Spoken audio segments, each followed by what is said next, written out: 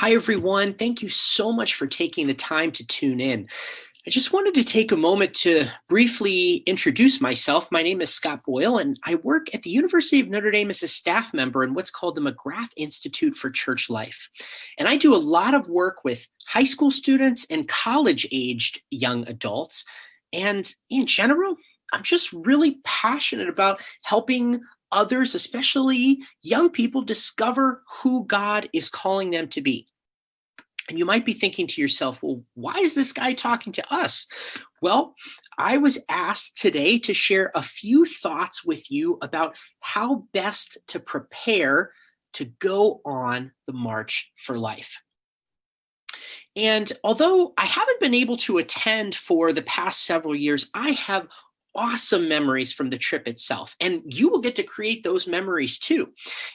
I'm thinking about the time that you'll have together as a group hanging out. Maybe you'll get to do some exploring around Washington. You'll definitely get the chance to just be with some really awesome people. But one of my most profound memories of the march is that visual of seeing so many people from across the country walking to the Supreme Court and walking shoulder to shoulder, having these colorful banners and the names of their groups and where they're from. And just this reminder, it was this reminder for me in this day and age, how it is still possible, even with so much division, to come together as one.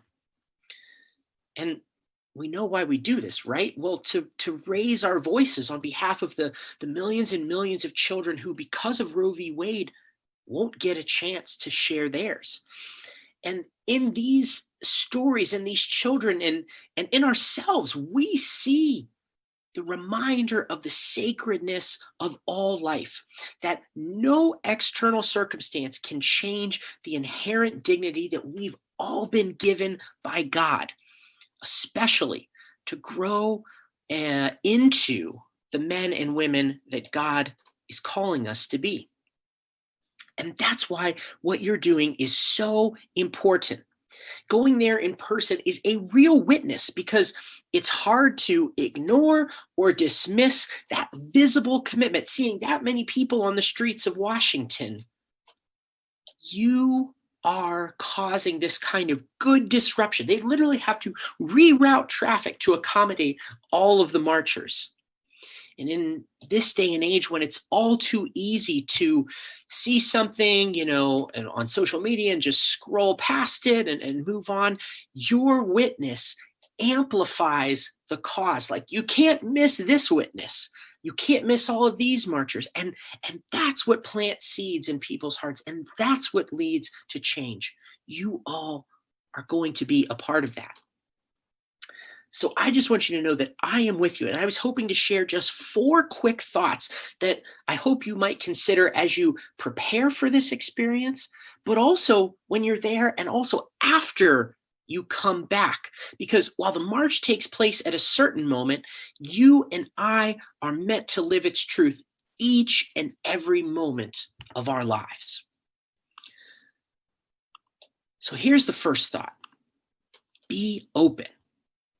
I'd imagine that for some of you, this will be your first time participating in the March for Life. For others of you, this will be a repeat trip. Some of you might be nervous to travel. Some of you might not be quite sure about all the ins and outs of these issues. You might not feel as committed as a classmate or somebody else that you know.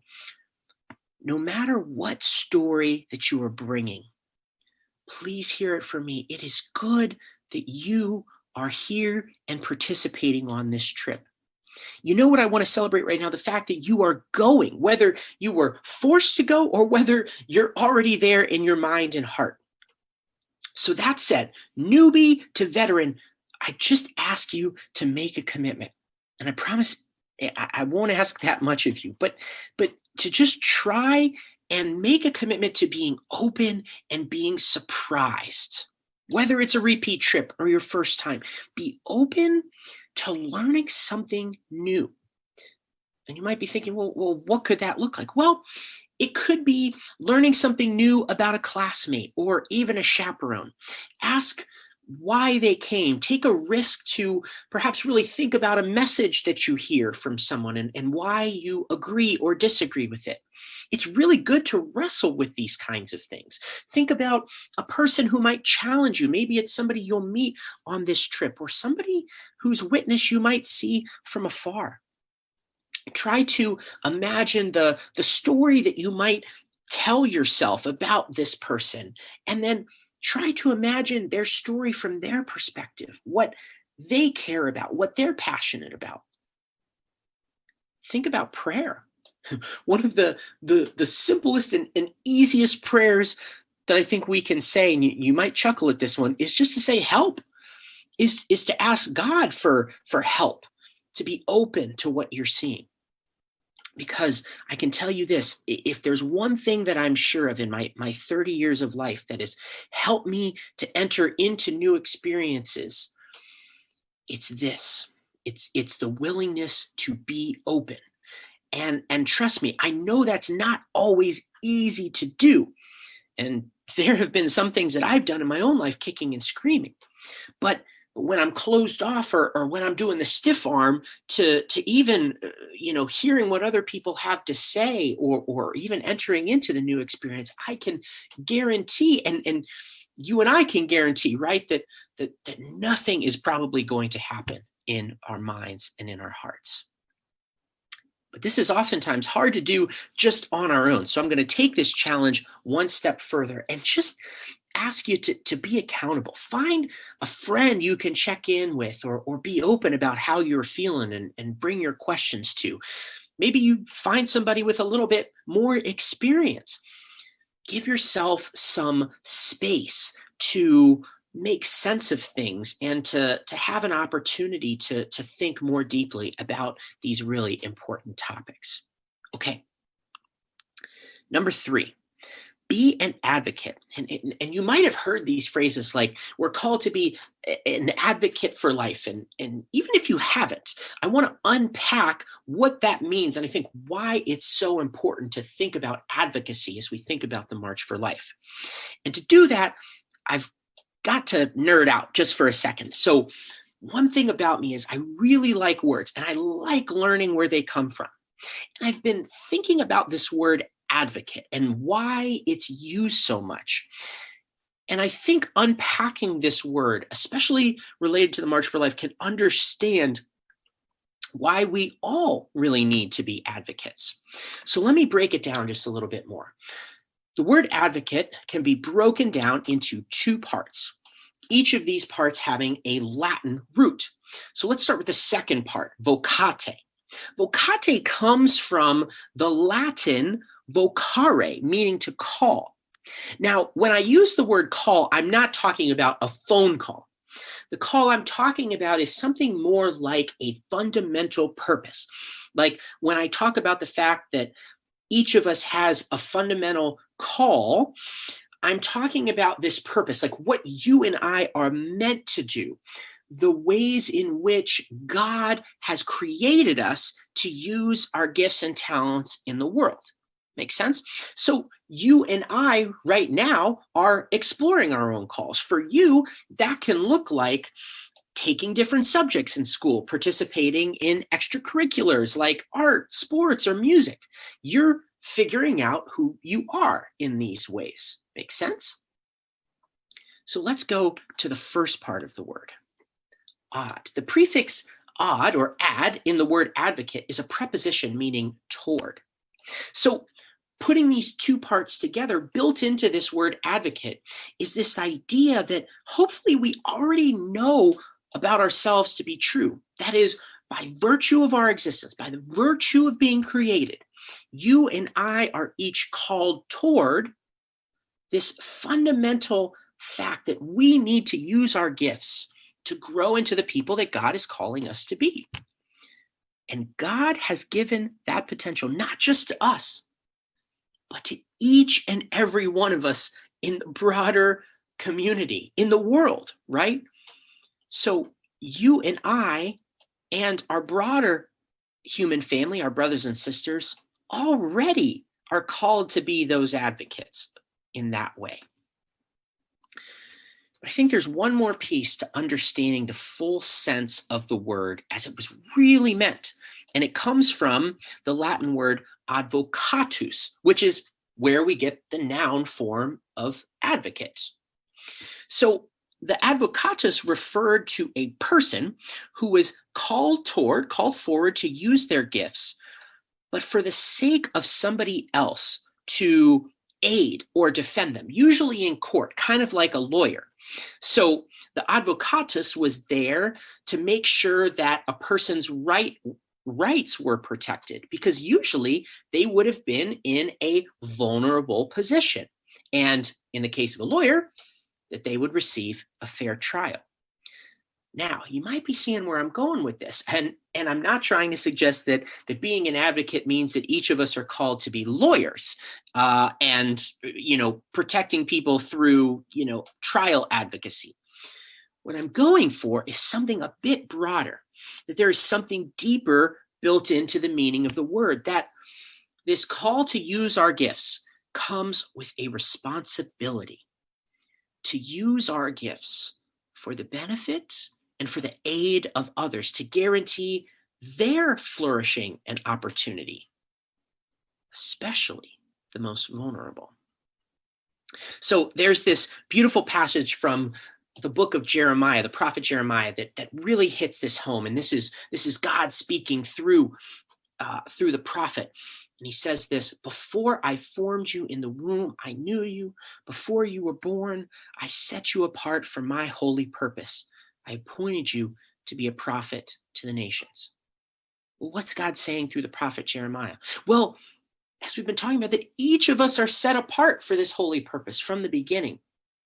We are to be those advocates, and that the Spirit, the living God, moves in each of us without exception, no matter where we are on the developmental journey, no matter our size, our skin color, our language of origin.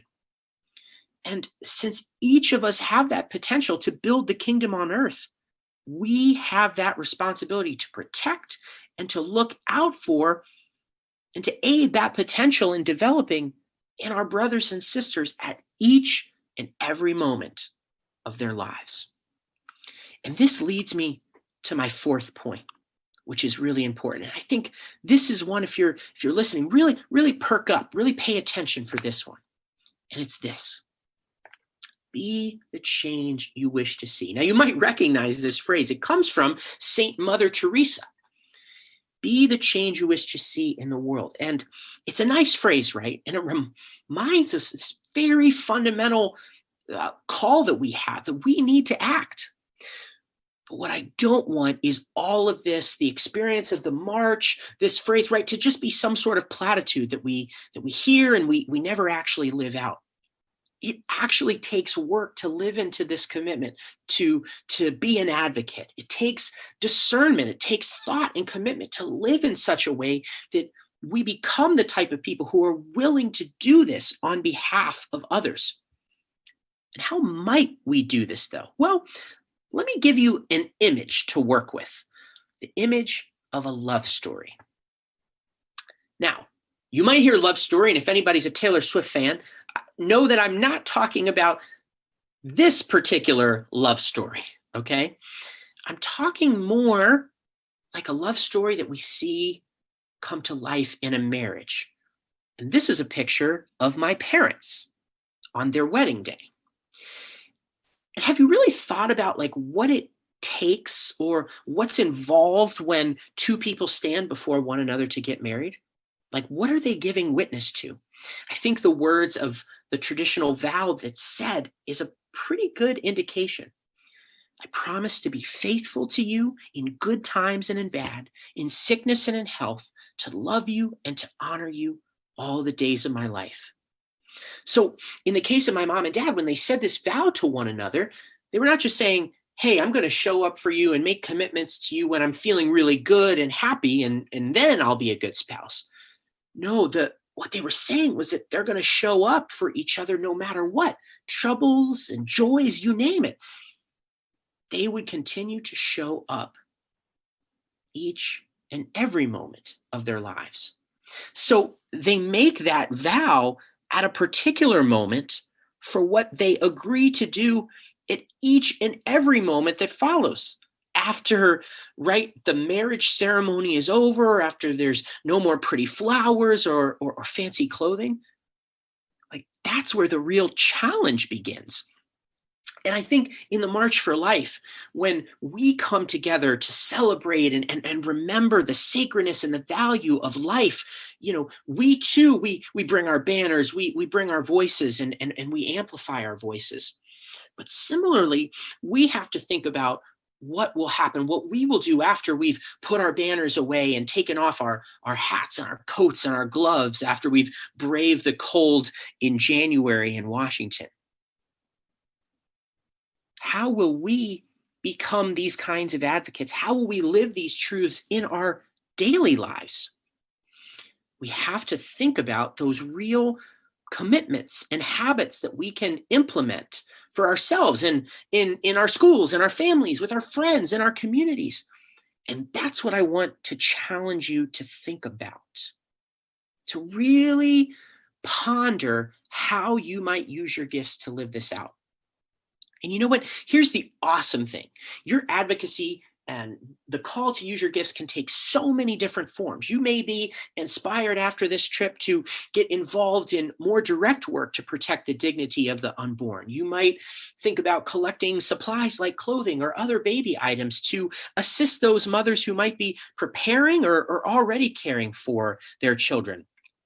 You might think about these other gifts and talents and interests. Remember that the dignity of life has to be protected at all stages of the life journeys and all different circumstances. And these commitments can take these different forms. And so if you're looking for ideas, may I suggest thinking about the corporal and the spiritual works of mercy. A quick Google search will give all sorts of different ideas for different ways people have lived these out. I don't think there is a clear blueprint that's already been given to us, right, in the scriptures and by God, for how to take care of our brothers and sisters in the human family, especially the most vulnerable. And I would say this too, brainstorm, think about how you can work together. Talk to your leaders, combine your gifts and talents. Trust me, this kind of collaboration will make your commitments that much more sustainable in the long term. And you know what? And I really mean this. Write to me. Tell me the commitments that you've lived into and lived out. I'd love to hear from you.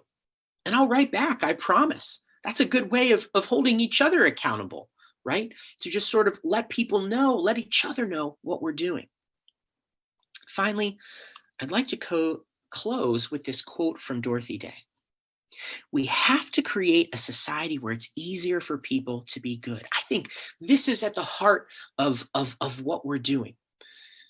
That our advocacy, that our witness will, it'll certainly happen through the big commitments like going on the March for Life. But this goodness, this is really going to happen in those day-to-day moments, those moments that are outside of usually what a lot of people might see or what might get projected outwards towards others. And you and I, we won't get it right all the time, but we have to keep trying.